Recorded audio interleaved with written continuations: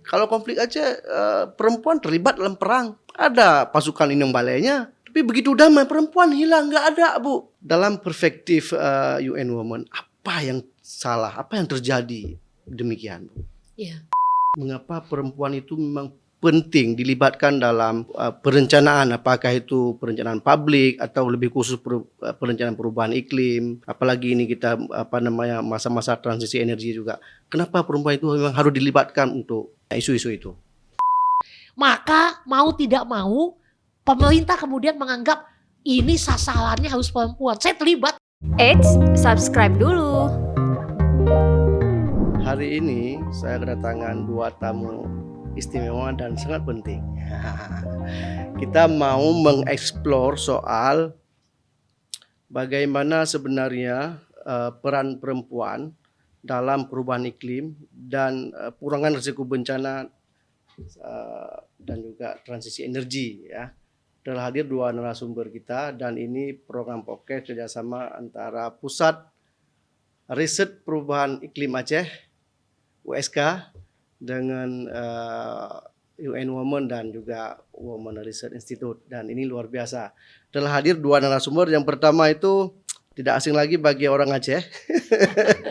Saya sapa beliau Ibu Suraya Kamruzaman. Assalamualaikum Bu, sehat Bu? Waalaikumsalam warahmatullahi wabarakatuh. Sehat Ini alhamdulillah. panggilannya juga beda-beda, biasa Bunda, Ibu, Kakak dan seterusnya.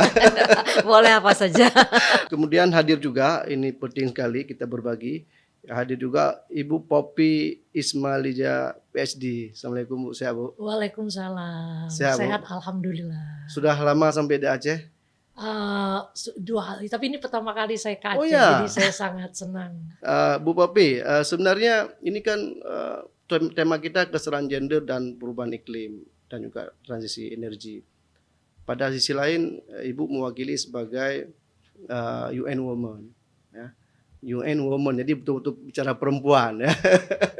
Apa sesungguhnya relevansi antara UN Women dengan perempuan dan perubahan iklim? Ya, UN Women itu adalah organisasi di bawah PBB yang mendapatkan mandat untuk meningkatkan kesetaraan gender dan pemberdayaan perempuan di dunia.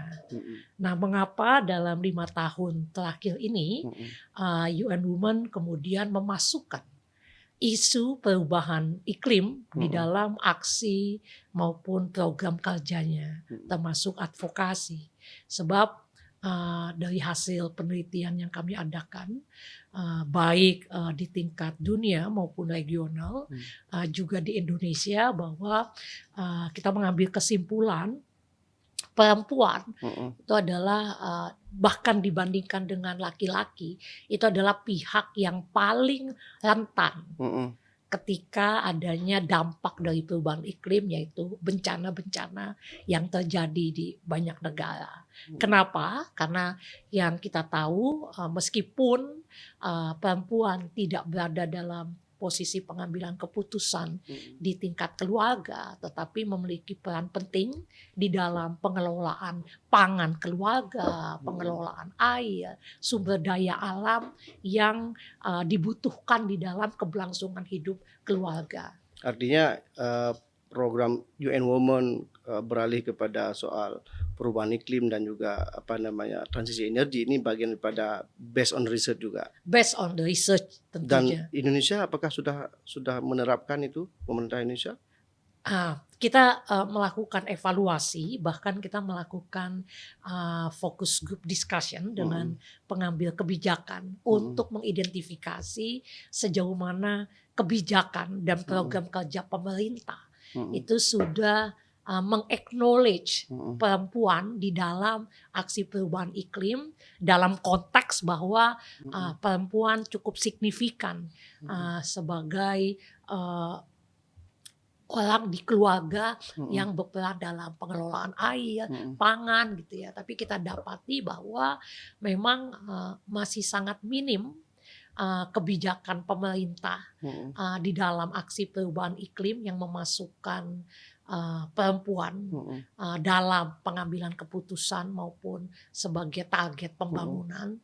Sekalipun tentunya dalam setahun terakhir ini Kementerian Pemberdayaan Perempuan dan Perlindungan Anak itu sudah kemudian memiliki rencana kerja dan juga peta jalan untuk bagaimana agenda perubahan iklim masuk. Tetapi kita masih mendapati di area kebijakan maupun program kerja pemerintah masih perlu kemudian itu diadvokasi, masih perlu kemudian itu didorong untuk intensitas yang jauh lebih tinggi, keprihatinan yang lebih tinggi terhadap peran perempuan di dalam pencegahan perubahan iklim. Kalau untuk level regional, UN Women sudah masuk ke mana saja?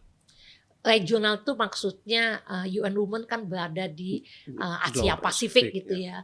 Maka ada banyak sekali kegiatan yang dilakukan di beberapa negara dalam satu agenda, yaitu meningkatkan kesetaraan gender di dalam agenda perubahan iklim. Termasuk inilah yang menjadi tujuan utama kami ke Aceh. Sudah. Ya, jadi Kalau kenapa kemudian Mbak Aya Ya. terlibat gitu Ya, ya? Karena ini juga program regional UN Women yang diadakan di beberapa negara, mengadvokasi, termasuk kemudian bahkan meningkatkan inklusi keuangan, bagaimana perempuan pengusaha itu dapat mengakses pembiayaan untuk mengadopsi teknologi hijau.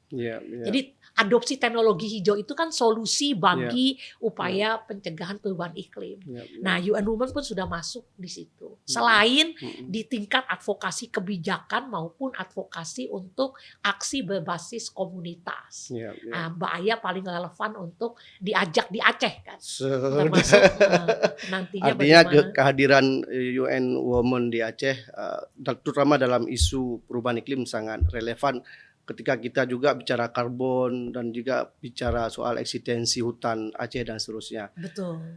Untuk Aceh, Aceh dikenal dengan suatu daerah yang post konflik, post tsunami, rawan bencana.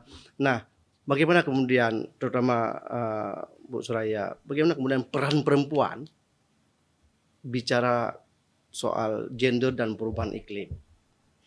Ya, Aceh ini memang menjadi sangat relevan seperti yang Pak Mukhlis sampaikan barusan. Kita punya latar belakang yang luar biasa terkait dengan bencana, baik karena alam maupun karena manusia, konflik kan bencana manusia ya, dan berada pada titik rawan karena geografis ya, berada pada titik rawan bencana. Nah, fakta ketika tsunami, misalnya riset dari Oxfam yang menunjukkan 70% korban adalah perempuan waktu tsunami, atau kemudian fakta kalau hari ini mungkin Pak Mukhlis sering mendengar atau membaca berita di media, terutama masyarakat di desa, di daerah seputar Kecamatan Luknga, itu sudah 4-5 tahun terakhir itu mengalami kekeringan air. Ya, dan itu hampir seluruh proses itu mayoritas dilakukan oleh perempuan, mulai dari advokasi sampai ketemu dengan anggota DPRK yang diundang hadir ke desa. Kemudian mereka sempat melakukan aksi ketemu bupati untuk demo, sampai kemudian melobi supaya air diantar PDAM, sampai kemudian mengangkut air ke rumah. Jadi walaupun mungkin pengakuan peran perempuan dalam aksi-aksi terkait dengan perubahan iklim masih sangat kecil, tapi sebenarnya peran yang sudah dimainkan itu terlihat sangat signifikan. Bahkan kemudian di beberapa daerah kayak Langsa, Aceh Timur, Tamiang, ketika proses-proses menanam mangrove sebagai salah satu upaya mitigasi terkait dengan misalnya banjir rob atau potensi tsunami, itu peran perempuan luar biasa besarnya. Nah, jadi data memang menunjukkan selama ini perempuan korban terbanyak. Data dari PMPB sendiri tahun 2019 mengatakan di Indonesia secara umum jumlah perempuan dan anak menjadi korban karena bencana itu antara 60-70%. Pengalaman Pusat Riset Perubahan Iklim USK, dengan tadi Bu Popi sampaikan bahwa bicara perubahan iklim itu korban utamanya tetap perempuan. Nah, kalau pengalaman Pusat Riset Perubahan Iklim kita di USK, ada nggak lesson learn yang dapat dibagi? Kira-kira hambatan apa yang diterima oleh Perempuan. perempuan di Aceh? Ya, hambatannya pertama karena memang kan perempuan sangat sedikit yang terlibat dalam proses pengambilan keputusan dan kebijakan. Tadi Termasuk RPM sekarang apa? RPMP sekarang nggak ada perempuan juga. Nah itu tadi kan Mbak Popi baru bilang meskipun bahkan di level rumah tangga sering perempuan nggak terlibat dalam ambilan keputusan kan. Ya. Saya baru aja mengkritik ini saya baru baca kemarin ditunjukkan oleh satu dinas tim RPJM kita nih hari ini gubernur dilantik. Dan selain ada setiap bidang-bidang itu selain dinas-dinas terkait langsung ada dua nama langsung disebut nama dari mungkin tim C1 tim pendukung satu pun tidak ada perempuan. Dan Artinya kerja-kerja Bu Soraya ke depan masih diperlukan. satu pun tidak ada perempuan. Dan tadi pagi karena saya ada mengenal di antara nama-nama itu saya sampai WhatsApp saya bilang ini luar biasa sudah ini gubernur keempat terpilih pasca MOU perdamaian, pasca konflik dan pasca tsunami dan masih saja seperti yang sama. Terus yang bersangkutan bilang dia nggak punya karena dia dipilih nggak tahu. Saya bilang Anda punya ruang untuk menyampaikan pesan ini karena saya tahu persis ketika membahas visi misi ada perempuan di situ yang diajak untuk memberikan masukan. Dan ini menjadi sangat penting terkait dengan isu perubahan iklim karena Aceh ini pengalaman dari yang kita lihat rawan bencana dan bencana terus-terusan terjadi, longsor, banjir bolak-balik terjadi, kebakaran, kemudian beberapa kali terjadi angin dan puting beliung, tofan di daerah misalnya Aceh Tengah, Gayulos dan seterusnya. Itu ketika kemudian sampai hari ini sudah 20 tahun MOU perdamaian perempuan masih tetap tidak terlibatkan dalam merencanakan padahal tadi kita sama-sama mendengar dampak dalam perempuan luar biasa maka nggak akan ada perubahan. Makanya kemudian bicara soal kebijakan dan bagaimana memastikan perempuan terlibat dalam kebijakan termasuk transisi energi itu energi terbarukan menjadi sangat penting. Selain misalnya kalau penggunaan energi itu sendiri selain industri itu perempuan pengguna terbanyak karena secara peran-peran konvensional, peran domestik itu kan masih dipegang perempuan.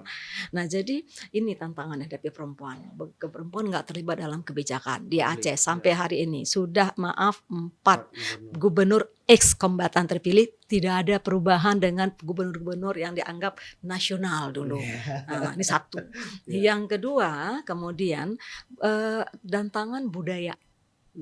Tantangan budaya menjadi persoalan karena pemahaman isu gender. Jadi ya ada kesulitan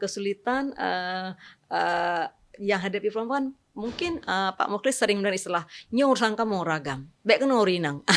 Itu tantangan yang paling berat hadapi perempuan ketika misalnya masyarakat kita masih melihat ini domestik ranah perempuan, publik ranah laki-laki dan lupa sejarah bagaimana kepemimpinan perempuan dan luar biasa di Aceh masa lalu. Nah itu tantangan yang kedua. Tantangan yang ketiga perempuan juga tidak. Saya juga kebetulan sempat melakukan survei wawancara dengan ibu-ibu dan pengalaman ketika misalnya dalam pusat riset ya, ternyata perempuan mengalami tantangan untuk mendapat akses informasi dan juga penggunaan teknologi. Jadi ada keterbatasan yang dimiliki oleh perempuan HAM tersebut, termasuk kemudian yang menarik misalnya walaupun terutama ini Aceh besar yang kebetulan kami riset yang mayoritas itu kan petaninya perempuan, tapi begitu pelatihan pasti bapak-bapak yang diundang. Jadi oke, Anda stop di situ. Ini menarik nih apa yang disampaikan oleh Bu Soraya.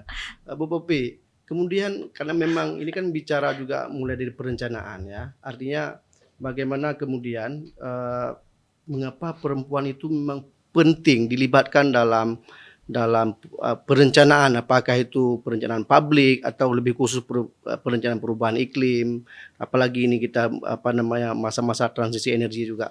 Kenapa perempuan itu memang harus dilibatkan untuk isu-isu itu? Kami sudah melakukan riset dan juga mengunjungi beberapa wilayah. Yang kami dapati adalah banyak sekali perempuan. Kemudian sekalipun ya di komunitasnya tidak mendapatkan pengakuan atas eksistensinya, sebetulnya mereka itu adalah penggagas inisiatif komunitas. Baik untuk kegiatan sosial maupun kegiatan ekonomi. Sayangnya mereka memiliki keterbatasan terhadap akses sumber daya alam, terhadap akses keuangan. Jadi kami temukan di Lombok. Lombok ya. Salah NTB. satu. Nah ini kenapa kemudian hari ini juga kami ingin berkeliling Aceh untuk mendapatkan banyak local wisdom. Iya, betul. Pasti ya, kemarin kami juga mendapat banyak cerita gitu. Jadi pada masa COVID, seorang ibu bernama Bu Aisyah di Lombok mendapati bahwa tentu COVID kan ada kemerosotan ekonomi ya, aktivitas ekonomi. Banyak sekali kemudian aktivitas dagang itu kemudian tutup dan sebagainya. Maka kemudian si ibu ini memobilisasi petani nanas untuk kemudian memanfaatkan limbah daun nanas itu kemudian menjadi benang dan nanti benangnya bisa diolah menjadi pakaian maupun tas atau produk-produk kerajinan gitu. Nah, 100% yang diajak itu adalah ibu. Hanya saja kemudian untuk pengembangan bisnis tentunya karena ibu dianggap kemudian pekerja sampingan, pekerjaannya sampingan ya, bukan pekerjaan utama, maka kemudian ada kesulitan untuk mendapatkan akses pembiayaan dari lembaga keuangan. Karena kemudian tidak punya modal untuk diajak terlibat di dalam usaha ultra mikro tersebut gitu ya. Ini salah satu indikasi bahwa perempuan yang memiliki peran penting di dalam pengelolaan pangan, air, bahkan kemudian kebutuhan keberlangsungan hidup keluarga itu tidak memiliki akses yang memadai terhadap penggunaan sumber daya, penggunaan untuk peningkatan pembiayaan atas aktivitas ekonominya. Gitu.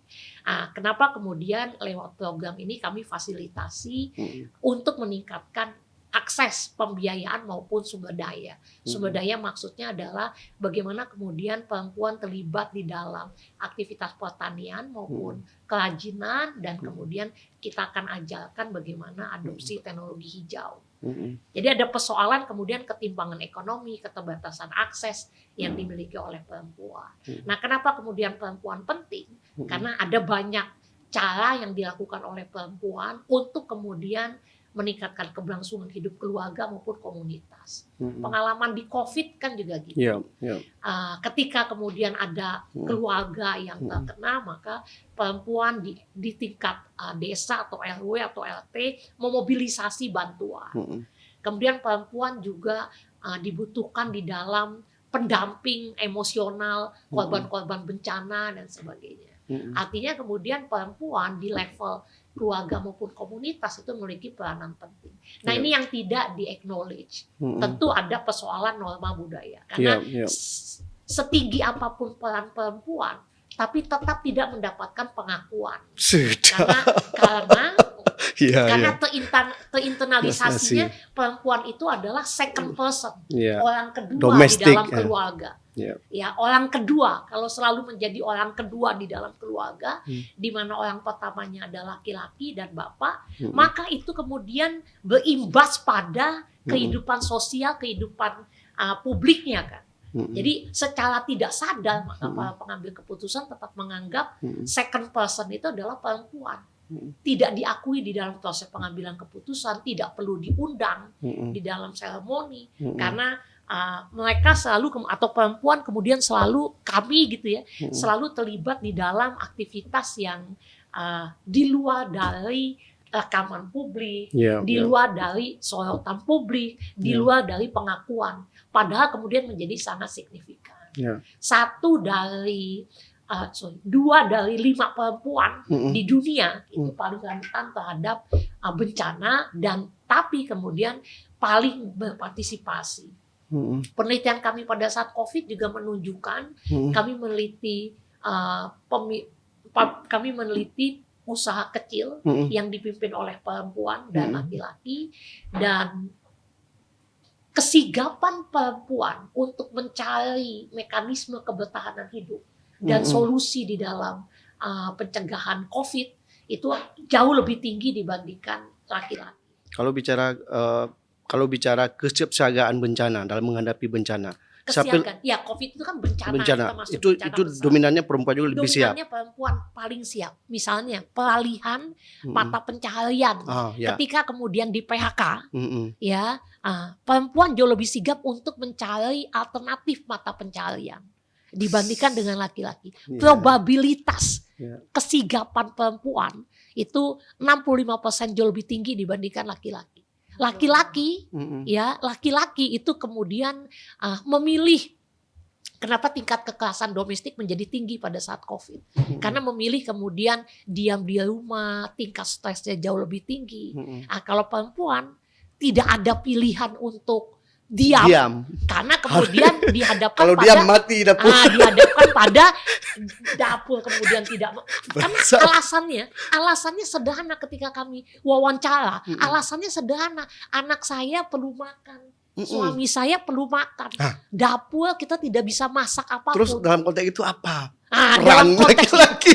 Dalam konteks itu sementara kemudian suami saya sedang stres di kamar, kemudian tidak mau bertemu siapa-siapa karena habis di PHK dan sebagainya. Sementara perempuan dihadapi pada dapur yang tidak asap gitu. Jadi persoalan real yang membuat kemudian mekanisme kebertahanan hidupnya atau mekanisme mengatasi masalahnya menjadi jauh lebih sigap gitu daripada laki-laki. Ini hasil riset yang kami dapati pada saat COVID gitu. Jadi kami melakukan riset di awal kemudian di pertengahan COVID gitu.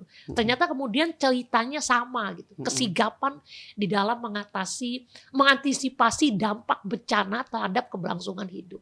Maka ketika kemudian dia sangat peduli pada keluarga, dia peduli juga pada komunitas. Setelah dia selesaikan keluarganya, maka kemudian dia selesaikan komunitasnya. Indikasinya apa? Misalnya ketika dia mendapati mata pencaharian baru, ya oke, saya kemudian menjadi penjahit. Oke, saya kemudian membuka usaha kecil, masak atau snack. Nah, ketika dia membuka usaha untuk kebutuhan masak, kebutuhan makan, maka ketika ada yang kena COVID, dia kemudian membuka diri, saya yang akan mensuplai bahan makanan ke si korban COVID tersebut misalnya. Jadi apa yang dilakukan oleh perempuan di tingkat keluarga, positifnya adalah berimbas pada komunitasnya. Maka kemudian ekstensifikasi ini kan tinggal kemudian komunitas diperluas kemudian menjadi kota, provinsi atau negara.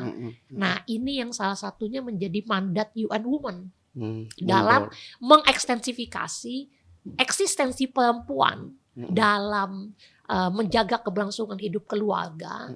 Bagaimana kemudian juga berimpas pada pengakuan eksistensi perempuan di tingkat komunitas maupun negara. Oke, Bu Popi, ini saya beralih ke Bu Suraya. Ini menarik, Bu. Kalau kita lihat khususnya untuk daerah Aceh yang post konflik dan juga post tsunami. Kalau seorang anak yatim, artinya dia meninggal orang tua, laki-laki, itu biasa dia bisa survive, ya. Tapi sebaliknya, kalau dia jadi piatu, ya, artinya meninggal ibunya, itu biasa goyang kehidupan. Nah, artinya ini kan ada sinkronisasi dengan pandangan-pandangan global juga tadi yang sampai kali Popi. Nah, dalam konteks itu, bagaimana kemudian Bu Suraya kita mengembalikan marwah kearifan itu bahwa perempuan itu memang punya nilai juang, kesiapsiagaan dalam menghadapi resiko bencana apapun. Bagaimana kemudian kita replikasi itu, Bunda? Iya, memang tidak mudah ya. Tapi satu lagi saya mau nambahkan kenapa perempuan penting, termasuk di sini, karena memang dampak bencana atau perubahan iklim bagi perempuan dan laki-laki itu beda. Jadi ketika perempuan tidak diajak terlibat dalam perencanaan, padahal dampaknya berbeda, maka solusi yang ditawarkan oleh berbagai pihak termasuk pemerintah tidak akan menjawab kebutuhan perempuan karena mereka hanya melihat cara pandang laki-laki gitu loh. Jadi kenapa penting kedua jenis kelamin ini, perempuan dan laki-laki, terlibat dalam perencanaan, karena keduanya mengalami dampak yang berbeda. Dan ini yang harusnya dari awal disadarin kenapa kemudian kedua entitas ini penting untuk terlibat dalam perencanaan. Nah, balik ke soal artinya memang harus responsif gender. Harus wajib itu sebenarnya. Karena memang ada situasi yang berbeda yang dihadapi oleh perempuan dan laki-laki ketika bencana. Jadi isu ketidakadilan gender itu yang sudah ada jauh sebelum tsunami atau sebelum bencana terjadi, sebelum perubahan iklim terjadi. Begitu bencana terjadi, maka ketidakadilan itu semakin erat. karena dia sudah dari awal sudah ada di situ. Nah, kalau kita balikkan, apa yang saya lakukan untuk membalikkan mengembalikan bahwa ini adalah penting melibatkan perempuan karena seperti saya sampaikan tadi, ketangguhan perempuan lebih kuat ya, dan ini dibuktikan kalau tadi Mbak Popi cerita riset secara global. Kami Aceh juga ada itu. Saya dari Pusat Riset Perubahan Iklim bersama Bu Okta dari TDMRC, Pak Budi, dan kemudian kerjasama dengan Universitas di Ambon, kami melakukan riset untuk melihat ketangguhan perempuan Kota Banda Aceh dan Ambon untuk menghadapi konflik, tsunami dan COVID. Jadi hasilnya gimana? Itu luar biasa. Kami sampai, saya termasuk yang ketika mendengar testimoni dan wawancara itu surprise, kaget gitu ya, luar biasa tangguhnya sampai merinding. Kenapa? Misalnya contoh begini, salah satu perempuan bilang begini, dia rumahnya kena, keluarganya hilang, dia nggak tahu di mana. Tapi pada titik yang sama, dia bukan hanya mencari keluarganya, dia juga turun di pengungsian, membantu orang lain. Itu, aduh, saya sampai surprise gitu. Dan ada satu orang perempuan yang kami wawancarain, dia menghadapi konflik di mana suaminya hilang, suaminya ditembak, anak lakinya hilang, dan dia sendiri sempat ditabrak truk Raiko ya, truk yang sampai kakinya itu bermasalah ya. Dalam kondisi begitu, lalu tsunami rumahnya di bawah air dan anak perempuannya hilang. Tapi dia menjadi ketua barak perempuan. Saya pikir waktu itu satu-satunya perempuan ketua barak itu dia gitu ya. Dan sempat saya kok kami panggilnya Mami. Kok bisa Mami melakukan aksi seperti ini, mengurus kepentingan perempuan di pengungsian yang dia kesulitan karena akses perempuan agak terbatas, di mana selalu kan yang ngumpul ngambil pembagian makan laki-laki, lalu perempuan yang ada keluarganya kesulitan. Bagaimana Mami bisa melakukan itu sementara dia trauma yang waktu konflik belum hilang, kemudian rumahnya di bawah air gitu kan. Dia bilang, Mami pikir dengan membantu orang lain Mami jadi lebih kuat. Satu dia bilang kan. Kemudian dia juga melihat dari proses membantu orang lain, dia melihat bahwa bukan saya sendiri aja jadi korban, banyak orang lain jadi korban. Jadi dia merasa terkoneksi ya dengan situasi, dan daripada Mami sedih-sedih nangis-nangis, mending Mami manfaatkan waktu untuk membantu orang lain gitu. Jadi Mami merasa berguna, bermanfaat, walaupun sendiri saya masih berguna gara-gara begitulah ya. Dan ketika COVID di mana isu hoax muncul di mana-mana, dia yang sibuk menjelaskan ini bukan hoax pokoknya, dan termasuk dia distribusi bantuan dan segala macam. Dan jadi kita menemukan perempuan berkontribusi nyata. Dan ini ibu rumah tangga loh. Ya. Ibu rumah tangga. Jadi artinya kalau orang mana ibu rumah tangga sebelah mata, orang melihat bahwa ini perempuan lemah, perempuan tidak punya kemampuan. Pengalaman kita mewawancarai secara mendalam baik perempuan-perempuan di Aceh dan di Banda Aceh terutama, dan perempuan-perempuan di Ambon, membuktikan ketangguhan yang luar biasa, padahal tahu sendiri konflik itu perang kayak apa, tsunami dahsyatnya luar biasa, Banda Aceh hancurnya begitu, tapi perempuan-perempuan tangguhnya luar biasa. Dan ada perempuan yang dalam kondisi hamil sibuk, ya satu aktivis perempuan sibuk membeli perangkat untuk perempuan-perempuan hamil di pengungsian. Jadi mengorganisir, membantu, memastikan ibu-ibu hamil di pengungsian ini ketika terutama ketika perang ya, mendapat air kacang hijau dan segala macam, karena biasanya bantuan di pengungsian itu kan cuma beras, minyak goreng dan gula gitu ya, supermi. Jadi padahal dia sendiri sedang hamil gitu. Jadi tidak membuat dia merasa bahwa karena saya hamil saya harus lebih banyak di rumah, enggak. Dia membantu perempuan lain, dan itu kita menemukan beragam, termasuk strategi-strategi yang mereka lakukan. Karena waktu awal-awal tsunami misalnya ya, itu kan tenda, biasanya kalau misalnya anak perempuan dia tinggal sendiri, keluarnya hilang semua, lalu dititipkan di tenda lain tetangganya. Ternyata punya problem baru, tetangganya bukan muhrim, dia kesulitan untuk ganti pakaian karena tidak ada tempat yang tertutup misalnya, sehingga itu kan pilihan-pilihan yang belum memikir responsif gender, hanya mikir ini anak tidak aja sama tetangga atau sama orang lain yang masih hidup, lupa bahwa kebutuhan anak perempuan berbeda dengan anak laki-laki, terutama perempuan remaja gitu ya, dia butuh privasi untuk ganti pakaian, sementara di situ bapak dan abang laki-laki yang bukan muhrimnya, dan dia merasa kesulitan, merasa tidak nyaman untuk berganti pakaian misalnya. Jadi sampai kemudian ketika Komnas Perempuan melakukan riset tentang kondisi perempuan di pengungsian, yang terlibat di dalamnya tuh perempuan-perempuan di pengungsian. Mereka langsung yang melakukan risetnya. Jadi betul mereka trauma, betul mereka kehilangan keluarga, tapi tidak menghentikan cara pandang mereka untuk berpikir dan bertindak, untuk melakukan sesuatu untuk membantu situasi lebih baik, karena mereka tahu hasil riset itu akan membantu situasi dari rekomendasi, perlu kamar mandi yang terpisah perempuan laki-laki karena diintip misalnya, atau pemisahan yang tadi anak-anak tadi itu kan ketemunya dari riset yang dilakukan oleh perempuan-perempuan di tenda, termasuk misalnya harus lebih banyak lampu di jalanan menuju kamar mandi karena kamar mandi dipakai malam. Nah, itu menunjukkan ketangguhan, menunjukkan upaya-upaya yang tadi dibilang Mbak Popi bahwa perempuan itu kreatif, punya beragam ide-ide. Atau kita bisa lihat misalnya contoh real ketika muncul perempuan penjaga hutan di Bedar Meriah, misalnya kan, Empu Tun, perempuan-perempuan.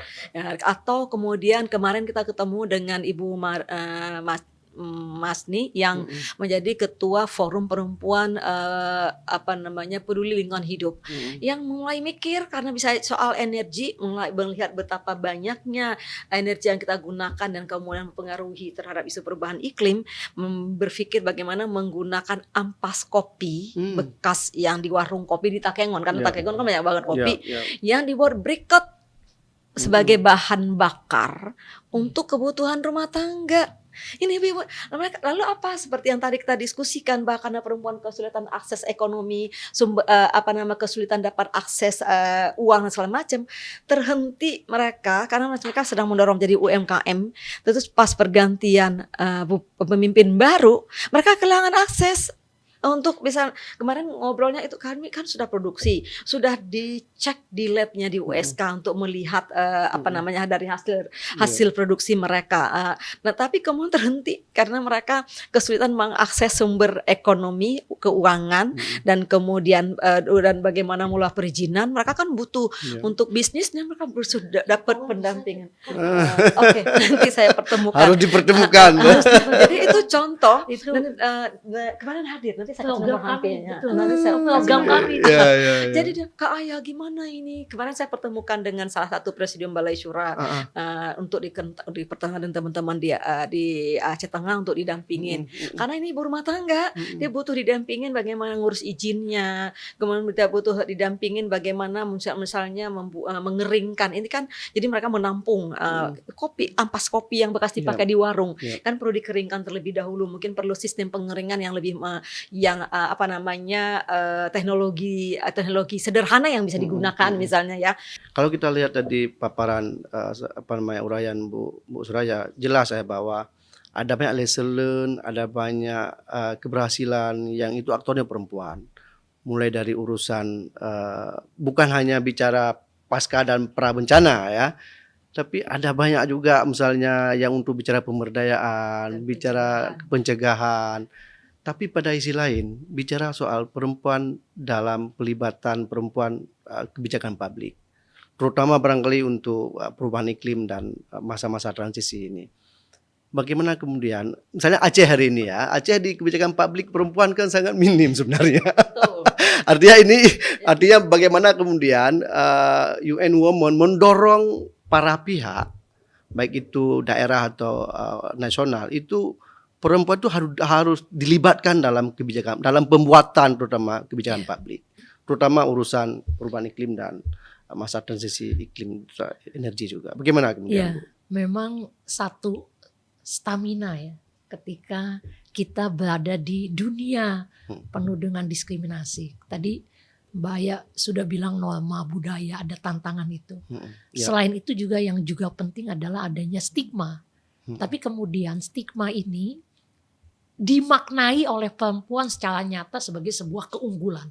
Maksud saya gini, stigma. Kenapa perempuan tidak dilibatkan dalam pengambilan keputusan?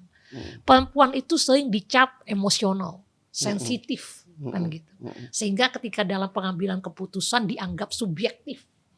Nah, itu salah satu faktor kenapa kemudian perempuan juga tidak berada di dalam posisi sebagai leadership, rendah kan.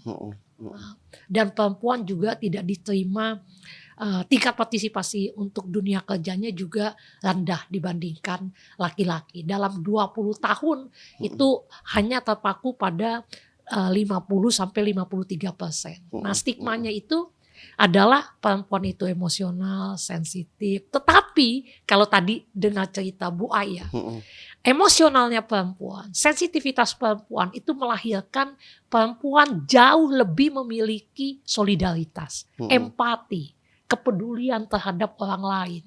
Ini yang kemudian perempuan akhirnya tidak hanya bicara soal dirinya untuk kemudian keluar dari keterancaman hidup akibat bencana, COVID atau konflik gitu. Tapi juga perempuan mengembangkan dirinya untuk membantu komunitasnya. Karena peduli, empati, dia nggak bisa membiarkan tetangganya tidak makan, tetangganya jatuh sakit. Nah, solidaritas sosial ini kan sebetulnya sangat penting di dalam sebuah gerakan sosial. Gerakan sosial tidak akan ada tanpa adanya solidaritas sosial. Keunggulan ini dimiliki oleh perempuan, di mana kemudian semula, bukan semula sampai sekarang gitu, masih dianggap stigmanya emosional, sensitif. Nah, ini kurang dimaknai di dalam pengambilan keputusan publik. Maka kemudian seringkali kemudian subjektivitasnya perempuan yang sensitif, yang emosional dianggap kemudian membatasi atau menghambat keputusan-keputusan publik yang seringkali dianggap tidak manusiawi, seringkali dianggap kemudian mengabaikan kepentingan banyak demi kepentingan Indonesia atau kepentingan nasional kan gitu. Saya selama 25 tahun terlibat di dalam public policy making sebagai konsultan. Seringkali kan kemudian atas nama pertumbuhan ekonomi, atas nama kemendesakan agenda ekonomi, maka kepentingan rakyat itu kemudian harus diabaikan dulu kan gitu. Jangan dulu, ini prioritasnya gitu. Gampang nanti masyarakat mendapatkan bantuan sosial misalnya gitu.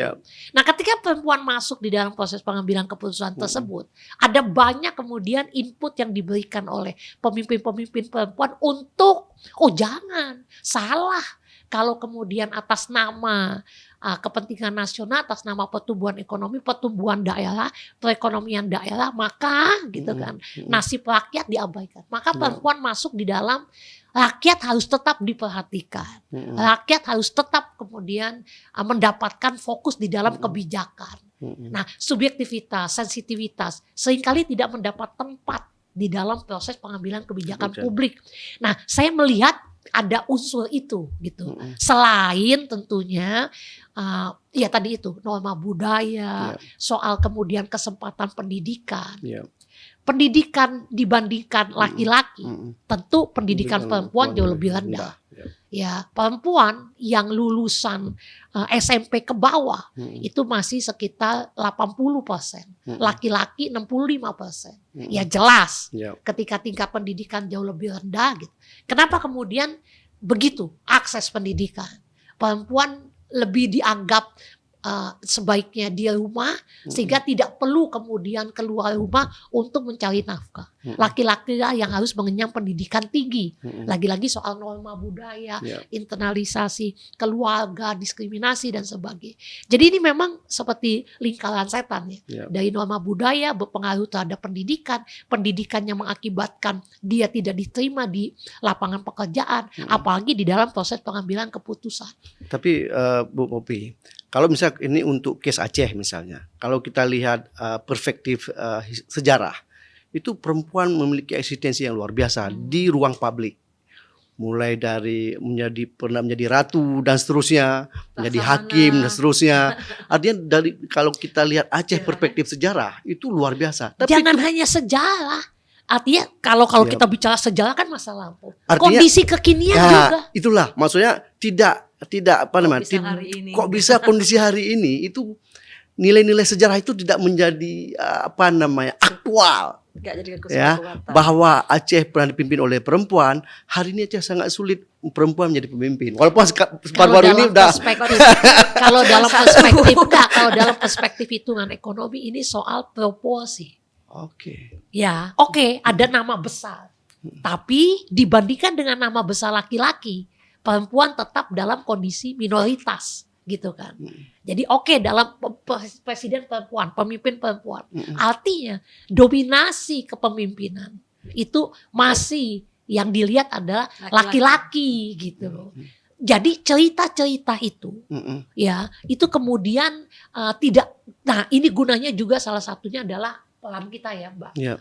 Artinya mendokumentasikan itu, mensosialisasikan itu, menjadikan itu sebagai bahan advokasi, bahan edukasi gitu. Untuk kemudian dunia atau Indonesia atau Aceh selalu terus-menerus diberi informasi, pengetahuan bahwa perempuan dengan segala karakter yang dimiliki ini memiliki keunggulan di dalam memimpin. Ini sejarahnya.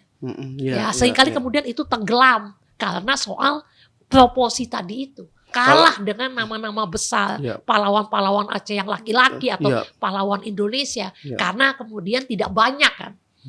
Atau mungkin kemudian tidak masuk di dalam sejarah, buku sejarah nasional gitu. Tentu ada diskriminasi itu.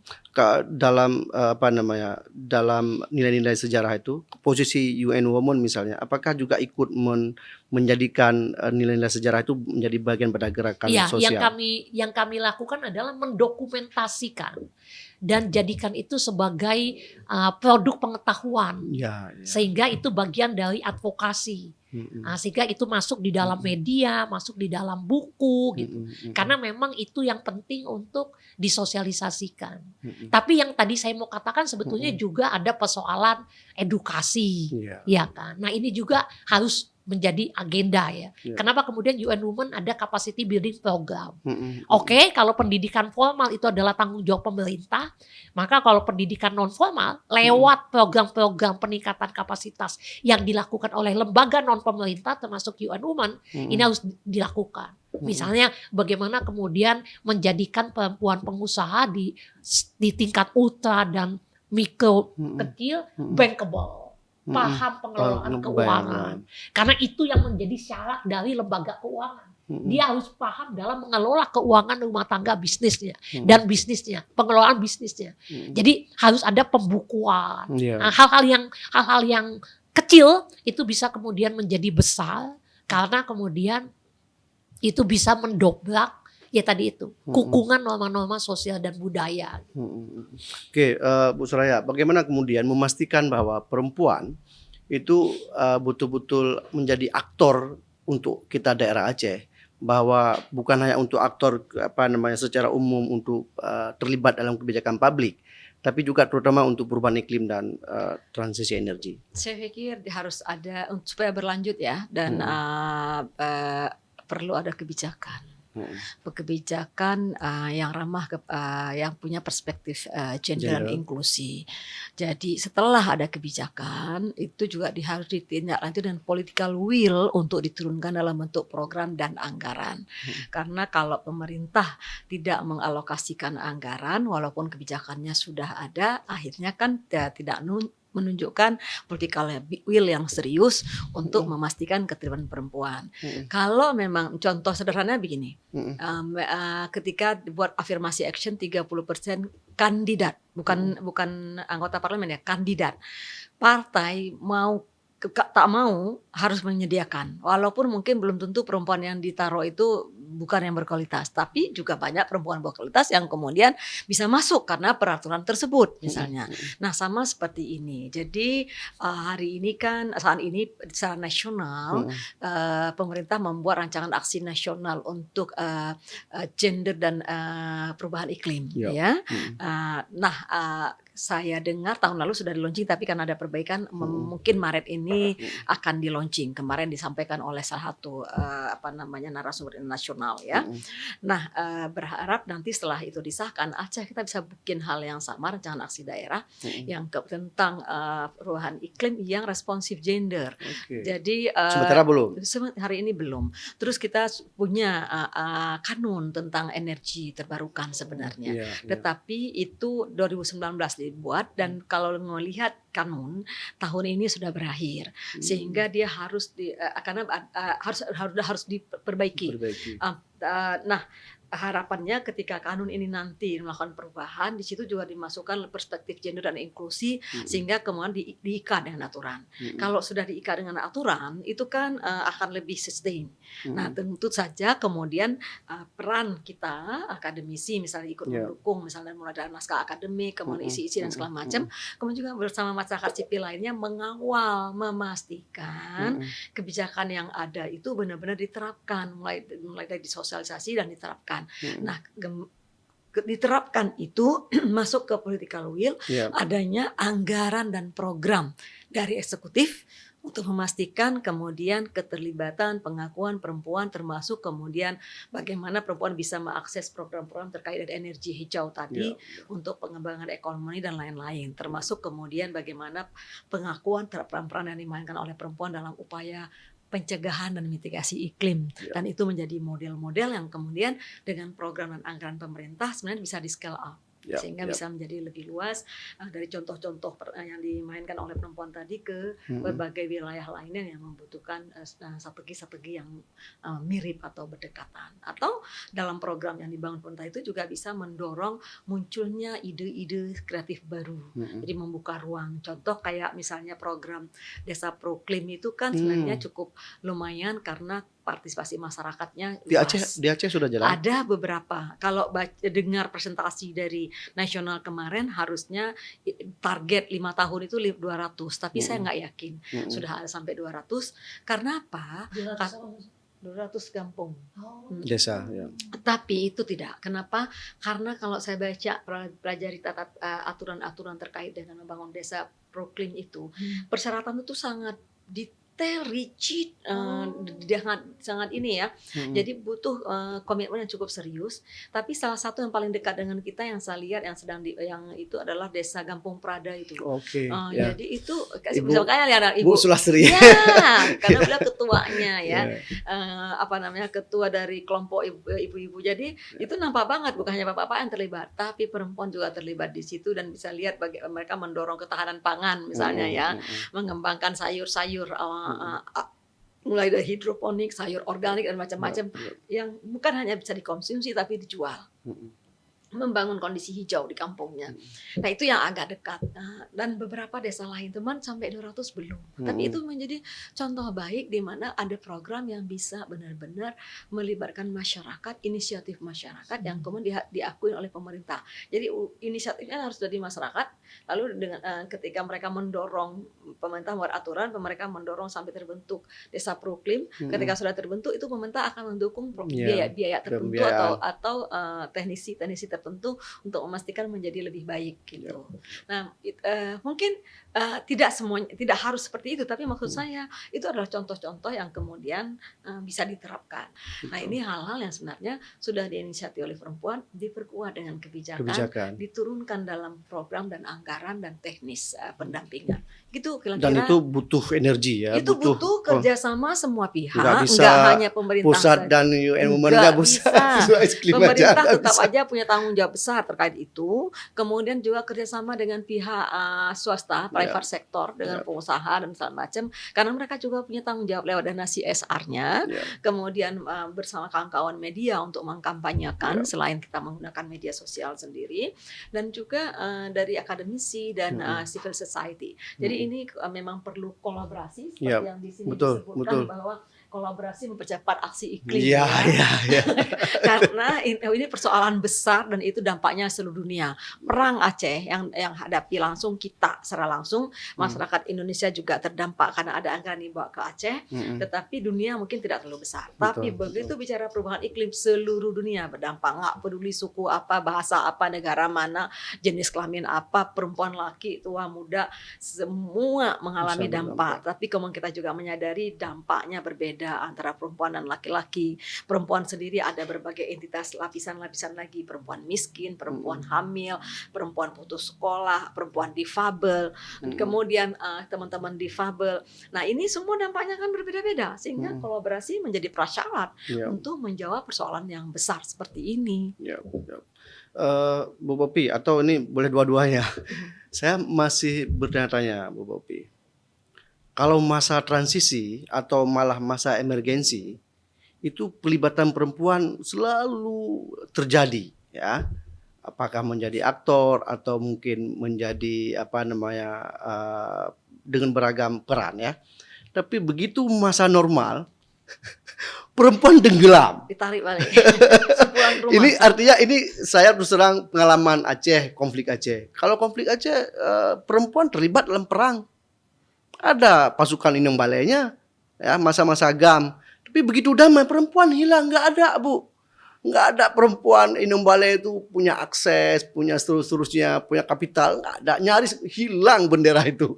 Nah, dalam perspektif UN Women, apa yang salah, apa yang terjadi demikian, Bu? Ya, kami mengidentifikasi apa yang disebut dengan gender bias. Oke. Jadi gender bias itu adalah bagaimana masyarakat dengan norma dan budaya yang diyakininya itu kemudian melahirkan pandangan yang berbeda atas perempuan dan laki-laki.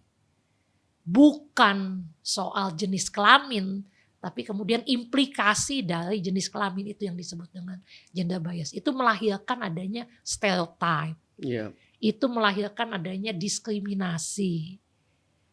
Dan korbannya adalah perempuan. Stereotype bahwa tadi itu perempuan lemah, perempuan emosional. Maka dalam pengambilan keputusan tidak akan objektif, pasti subjektif. Tapi kenapa dalam masa emergensi mereka dilibatkan? Karena kepedulian itu, solidaritas itu. Okay. Yang tadi saya bilang, jadi ketika perempuan emosional, sensitif, maka perempuan jauh lebih memiliki empati dan kepedulian terhadap orang lain. Perempuan bukan dilibatkan dalam kondisi-kondisi ekstraordinari, tapi perempuan melibatkan diri. Okay. Perempuan berinisiatif. Jadi bukan pemerintah memanggil perempuan untuk terlibat dalam penanganan bencana atau penanganan COVID, tapi perempuan memilih terlibat karena memiliki empati yang jauh lebih tinggi daripada laki-laki, kepedulian yang lebih tinggi atau solidaritas. Jadi beda, bukan dilibatkan, tapi perempuan melibatkan diri, dorongan dari internal. empatinya, dorongan internalnya, tidak mau banyak tetangganya yang, jadi bermula dari hal yang mikro, kemudian menjadi berdampak pada komunitasnya. Itu yang saya lihat. Karena apa? Karena tadi itu norma, ada diskriminasi, ada stereotype ya terhadap perempuan. Itu dasarnya adalah basicnya yang kami yakini di UN Women adalah bias gender.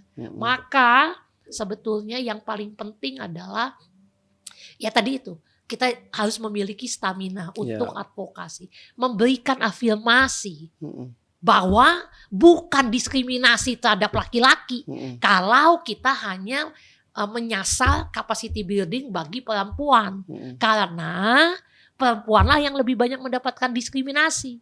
Maka perempuanlah yang harus kemudian diprioritaskan.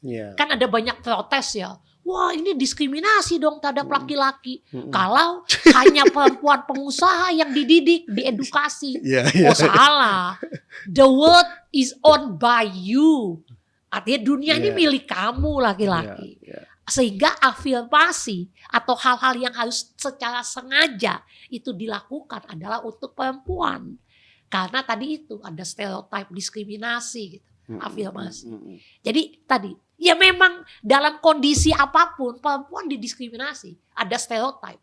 Tapi ketika extraordinary, kenapa perempuan muncul? Perempuan memunculkan diri. Artinya bukan dilibatkan, nggak ada program social security program. Perempuan kemudian bukan, perempuan memunculkan diri. Akhirnya ketika perempuan banyak muncul, perempuan terlibat di dalam relawan COVID, maka mau tidak mau pemerintah kemudian menganggap ini sasarannya harus perempuan. Saya terlibat di dalam policy making itu. Ketika kita sejak awal mengatakan perempuan yang jauh lebih memiliki peran penting di dalam aksi komunitas, belum diputuskan. Tapi ketika ada banyak cerita di lapangan, perempuan melibatkan diri, maka kemudian akhirnya betul nih, kalau mau bantuan untuk usaha mikro perempuan untuk bantuan untuk usaha mikro diberikan, perempuan yang harus kemudian menjadi sasaran. dikerahkan, dimobilisasi pencatatan usaha mikro dan kecil yang dimiliki oleh perempuan. Jadi harus ada contoh di lapangan. Nah, artinya memang perempuan yang berinisiatif, perempuan yang melibatkan. Nah, tugas Mbak Aya, kami di UN Women itu untuk mengadvokasi terus-menerus untuk kemudian meningkatkan program, intensitas sehingga ada kesadaran, ada intensi. Nah, satu lagi soal koordinasi. Jadi gini, salah satu faktor yang membuat pembangunan atau pengambilan kebijakan, pembangunan yang diakibatkan oleh pengambilan kebijakan yang tidak kena sasaran adalah koordinasi.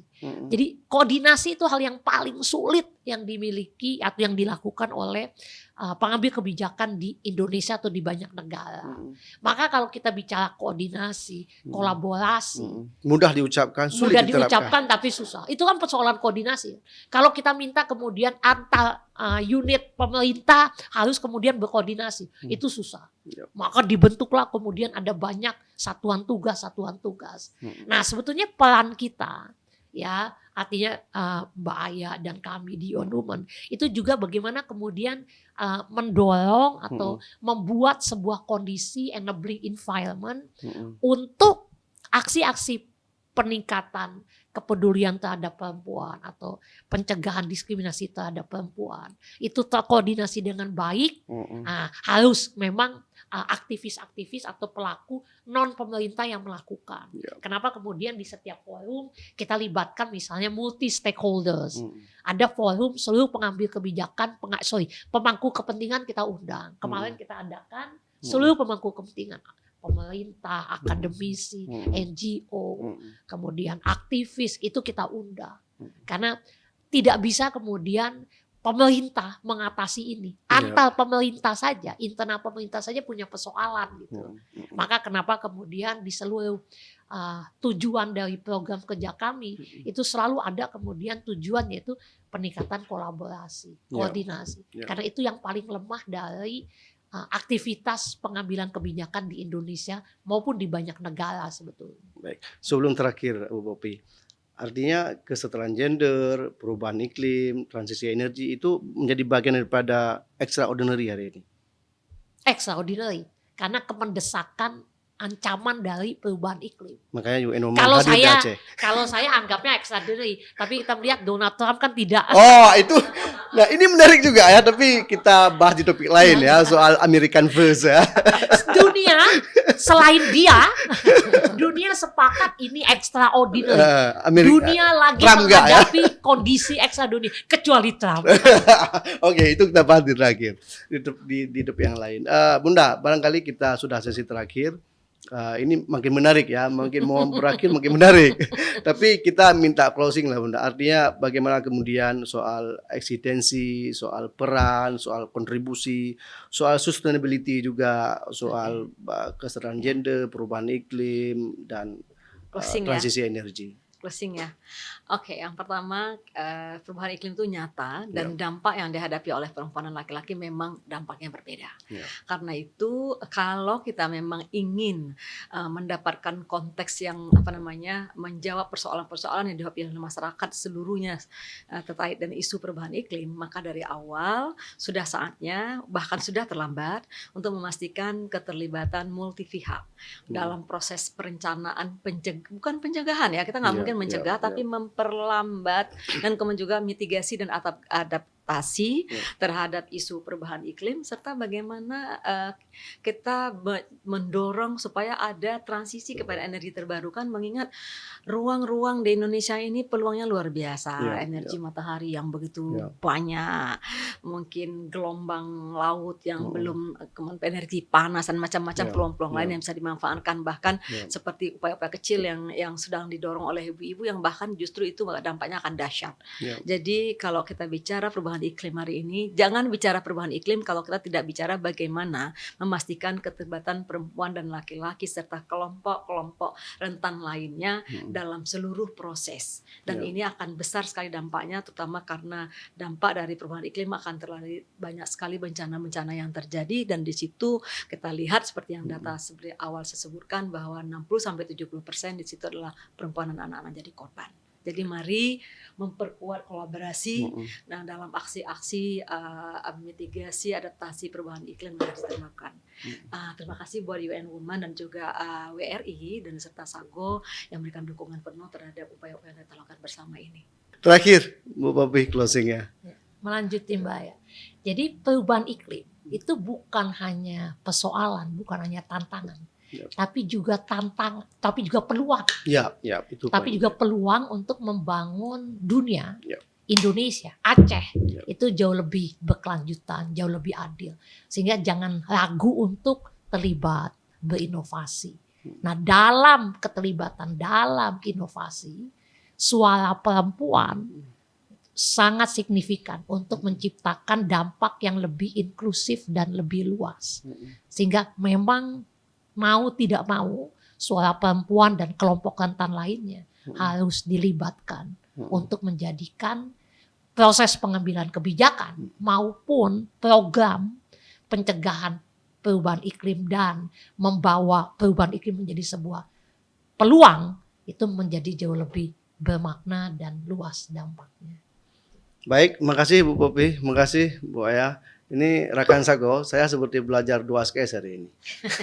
Jadi kehadiran Bu Aya dan Popi ini betul-betul menambah pengetahuan kita, menambah empati kita, dan yang pasti menambah juga energi kita untuk sama-sama berjuang dan terlibat dalam masa-masa perubahan iklim dan transisi energi ini. Demikian rekan Sago, Assalamualaikum warahmatullahi wabarakatuh.